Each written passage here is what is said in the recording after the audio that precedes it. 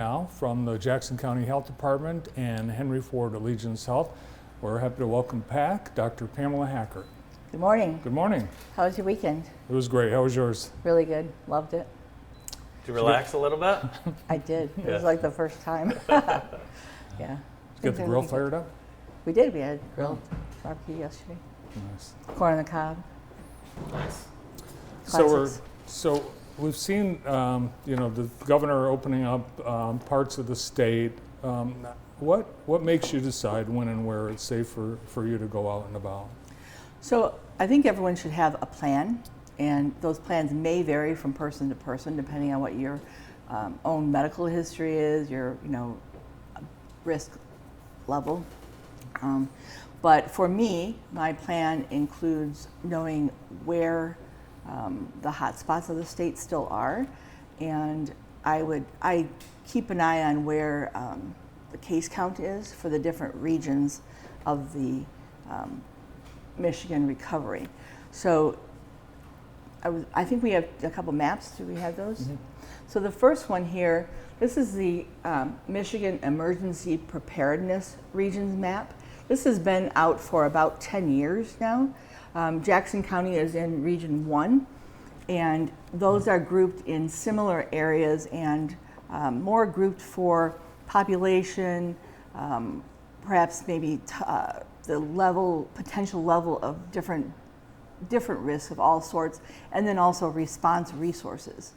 So we're in Region 1, and then I'll also note that Region 2 South included City of Detroit and Wayne County, because that kind of starts to come into play with this.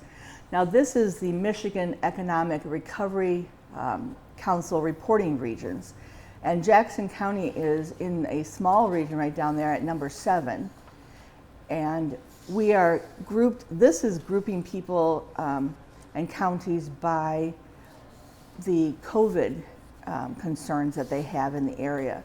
So Region 1 is very large. It includes the whole Metro Detroit area and immediate suburbs for like commuters. And then Region 7 is 3 of our counties here, and then you can see the other ones. And so this is what they're going based on for reopening plans. And you can look online. If you Google michigan.gov coronavirus data by county or by region, you'll be able to see that, and they actually put the daily counts on. So for Region 7, where Jackson's in the past week, we've only had like 17 new cases, and it has a daily case. That was our high. And so it's not zero. There's still 7 new cases at one point during the week. We did have one day of 0, one day of 1. But that's kind of what I keep in the back of my mind, because I'm going between here and more Washtenaw as well. So I'm looking at both of those. If I were to go somewhere else in the state, I would want to check first what their case count is. So I mentioned that the Metro Detroit area, the Region 2 South for preparedness, that's what you're going to want to look at when you go on to that map. So for the purpose of looking at the COVID count, you want to look at Region 7 for, I'm so sorry, it's so confusing. Region 1 for that. So Jackson County would be under Region 1, not this map. This is the opening map. This is just for COVID. But this is the map that they are going to be reporting the numbers by. So this is, the governor opened 8 and 7, which would have been 8 and 6 essentially on the other map. So when it comes time for Jackson County to reopen, we won't be on, they won't be looking at 1, they'll be looking at 7. Is that correct? Exactly. That's exactly it. So clearly I explained it better than I said it. So well, if I figured it out, for sure. So when you want to compare, though, like how relative to risk where we are in Jackson and going out and about here to our restaurants or shopping, we are much lower. So Wayne County, the Region 1, just last week, they still were having days with over 90 new cases a day. And in the peak of their season, peak of their time, which came earlier than Jackson, they were having over 700 new cases a day. So we're in with Lenawee and Hillsdale, Yes, and it's the smallest region in the state. yes. So the governor will be looking, or the state will be looking at specifically Jackson, Lenawee, Hillsdale, and the number of new cases, how our overall statistics, 3 county statistics are doing in order to make a determination of what and when can reopen. And not just cases. So the cases are being reported by those regions that we saw, but they're also looking at the case per county. They're also looking at what our hospital situation is. We are lucky enough to have Henry Ford Allegiance Health here in the county. Some smaller counties don't have a hospital in them. And our hospital has not been in crisis mode at all during this entire response. They were prepared if they needed to be, but we didn't actually need to be. So we're looking at case count, we're looking at healthcare facilities should there be a spike, and also then the nature of the economics of it. Like, do they have a lot of like huge congregate settings, like Sure. very large ones. Well, one thing too, when you look at the maps, we're right next to, of course, Washtenaw County, which has a much higher case count, much higher death count. That region is likely to be reopened later than Jackson County. Are there concerns that if suddenly at some point it's okay to get your hair cut and okay to all the restrictions might be loosened in Jackson County, but not in Washtenaw County, where we've seen what's happened with Ohio and Indiana and Michigan having inter-county issues with people traveling from Ann Arbor to get their haircut, for example. So I was actually looking at Washtenaw County as well recently, and if you look at the population of Washtenaw compared to Jackson, it's about double, and their numbers aren't as off as ours, from ours as it would initially appear. They're actually pretty similar. I think they do have a slightly higher death rate, but that would make sense because they tend to have a bigger draw in that area. So it's not, for me, Washtenaw is not the concern. It would be more the going farther afield and going to the Metro Detroit area. How about the kind of border regions that we're in, and 3 obviously?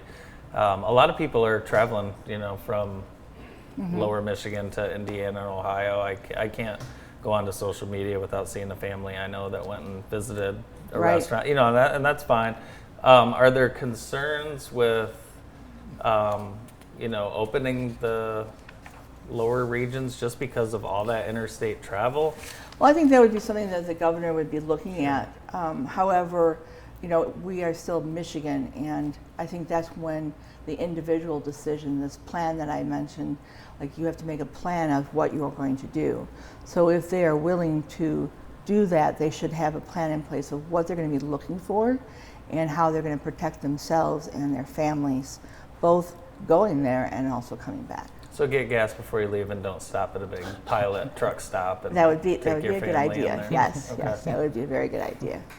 I would be concerned about not having a place to go to the bathroom because a lot of the restaurants that are drive-through only, the buildings are locked, the rest areas are closed. Some rest areas are closed, and I don't know how the state decides which rest areas to close, but That is a limiting factor so that people may not be going quite so far afield right now. yeah. On 94, the Grass Lake rest area is closed, but the Parma rest area is not. And I bet there's a website that will tell you where I'm all sure those there are is. open and closed. Dr. Pamela Hackert is with us from Jackson County Health Department and Henry Ford Allegiance Health. We'll find out what Dr. Hackert does with this information and how it affects the safety of going out when we continue with the morning show. Stay tuned.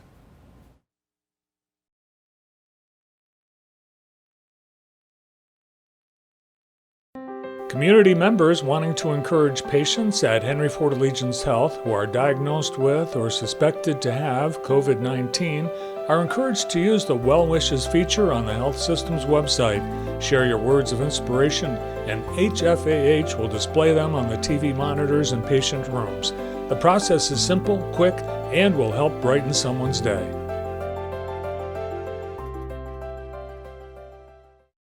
Come Come see why Art Main is the #1 choice for service for so many Jackson drivers. At Art Main, you know you're getting quality work and quality technicians at a fair price.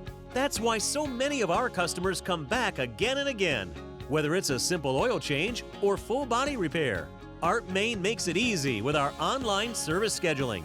We can even text to keep you up to date. Come see why Art Main is the largest express facility in Jackson County. We're driven to be the best. We're Jimmy's Towing. Breaking down is always inconvenient, and you never know when it's going to happen. From lockouts and flat tires to jump starts, Jimmy's Towing is on the job 24/7, 365. For fast response anytime, anywhere, the name to remember is Jimmy's. Save our number in a safe place, and if you're in an accident, request Jimmy's Towing. We're driven to be the best. We're Jimmy's Towing. Budweiser would like to take this time to say thank you to all our frontline and essential workers who are all working hard to keep us safe and our world moving during the COVID-19 pandemic. From everyone at Budweiser, this Bud's for you, and thank you.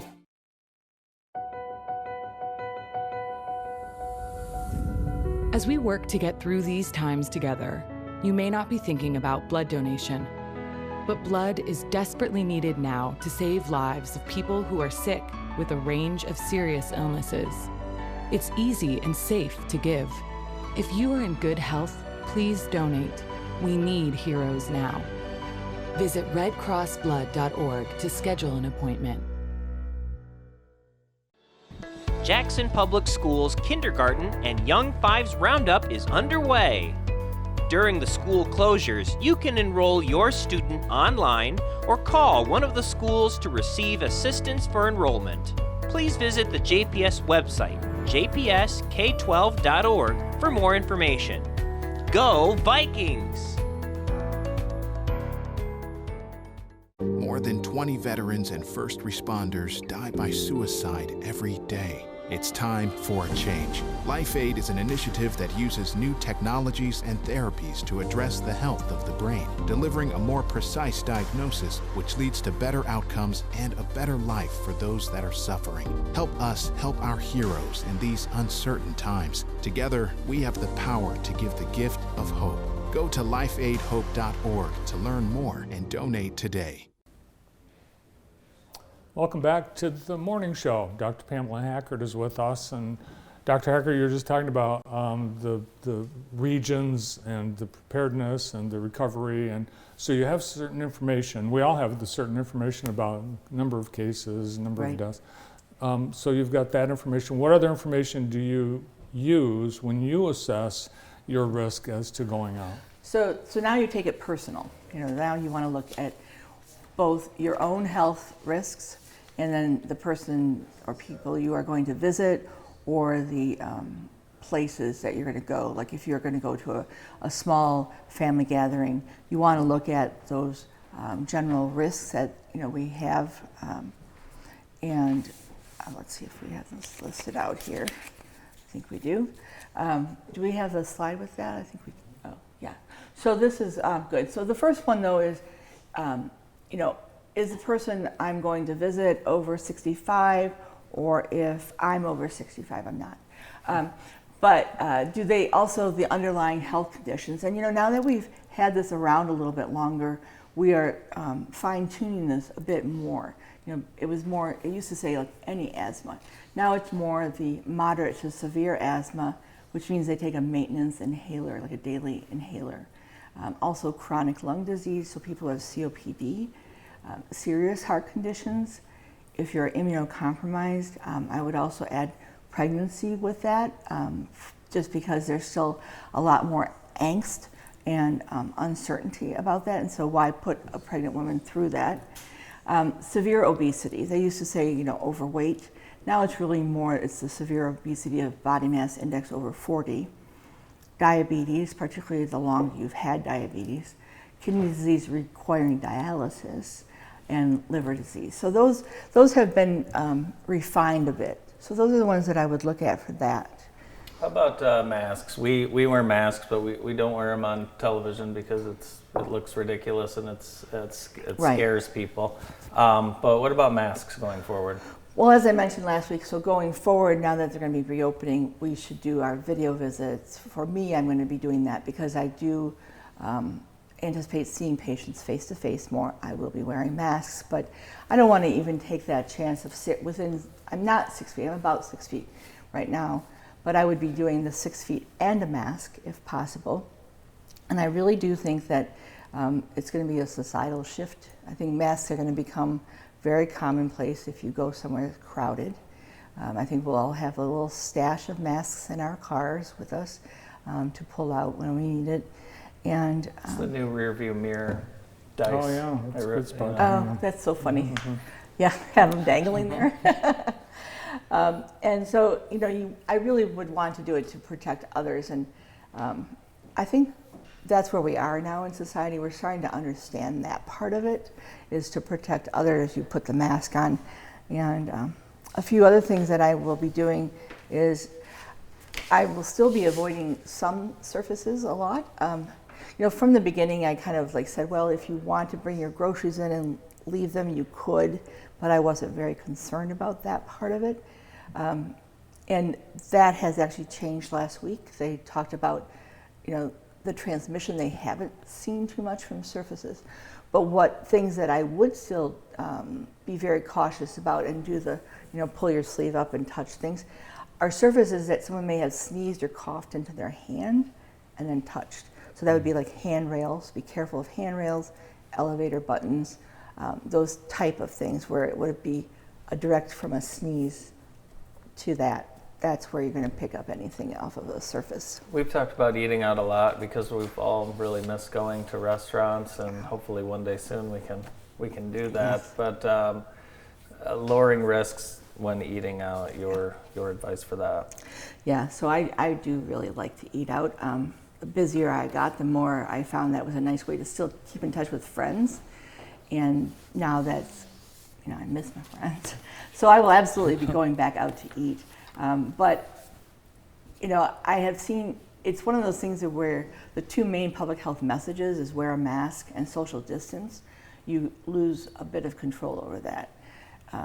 I have seen people try and eat a meal under a mask, and I just think that looks really silly. Plus, you're touching the mask a lot, and that's not good to do. So you really have to rely on this distancing, the social distancing, and also making sure that you are going out with people who understand that they could be spreading it asymptomatically. So one of the things you want to look for is at least tables 6 feet apart. They did a study in China with large tables of 8, and then there were 5 tables in the restaurant. It was like a banquet type of thing.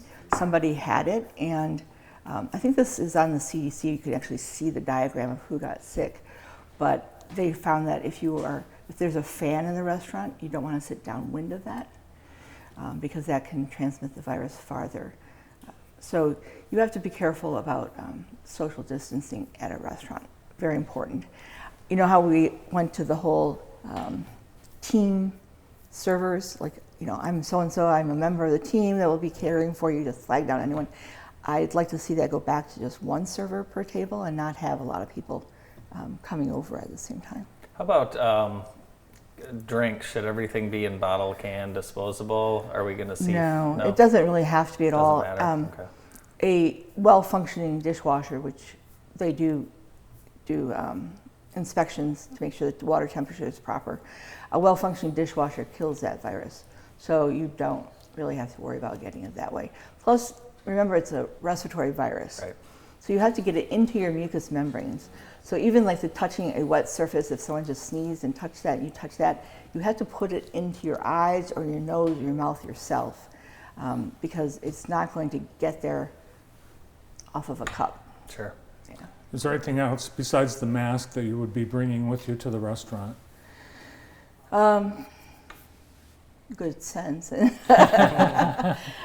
Really, I think it's mostly the social distancing. Outdoors is great. We have the good fortune that this is going to be a lovely next few months to eat outside, and hopefully by the time fall comes and we have to start eating inside more, that we would have a vaccine at least started We have a viewer who wants to know what restaurant you'll be going to first. Actually, I'll be going to a lot of restaurants first. If they have open dining, I will be sitting outside. You know, it would be nice. You know how the open dining always was the one that you didn't have to have the reservation for? Now I suspect that's the one you have to have the reservation for, and everyone can be inside. But the more open air flow you have, the better. Yeah, and we've all, throughout this pandemic, have heard that once things get warm and people start getting outside, we'll start to see some improvements like flu, when a seasonal virus is affected by the weather. Are we seeing effects of that now with the warmer weather that we've been seeing the last few days and in other parts of the country for the last few weeks? Are we benefiting from the warmer weather? I'm kind of torn with that whole thing because I do follow this medical evidence a lot, and so as you know, the country is near the equator. They're warm all the time, and they certainly have cases. But one of the evidence that this may be affected by the weather is that the southern hemisphere countries that are just going into fall and winter, they're seeing a spike in cases, which would imply that they had lower cases because it was warmer before. And then I just told my husband, we've always battled over what temperature should be with air conditioning in the summertime. So fortunate enough to have air conditioning, but you know, he likes to keep it very cold, and I don't want to be wasting energy to wear a sweater in the house. And so I saw with great glee that with a 72-degree temperature, you still get quite a bit of virus transmission. But with 82-degree temperature, you have hardly any virus transmission. And the higher the humidity, the less virus transmission. So it's the dry, cooler temperature that lets the virus go farther in the air. And so I said, well, let's at least compromise in the mid-70s for our air conditioning. It's mid-70s in here right now, I can promise you that. I know, so look at us go. So well, yeah, I do think it will make a difference. Hot, humid weather, yay, Michigan has humid weather, and hotter temperatures will help. And that's what it's going to be today, upper 80s and high humidity today and for the next couple of days. Thank you very much. Oh, my pleasure. Great to have you here. You. Thanks. I'll miss seeing you in person for a while, but then hopefully we'll be back. Next week, Dr. Hackert will be with us via video. And thanks again, Dr. Pamela Hackert from Jackson County Health Department and Henry Ford Allegiance Health. The car auto sales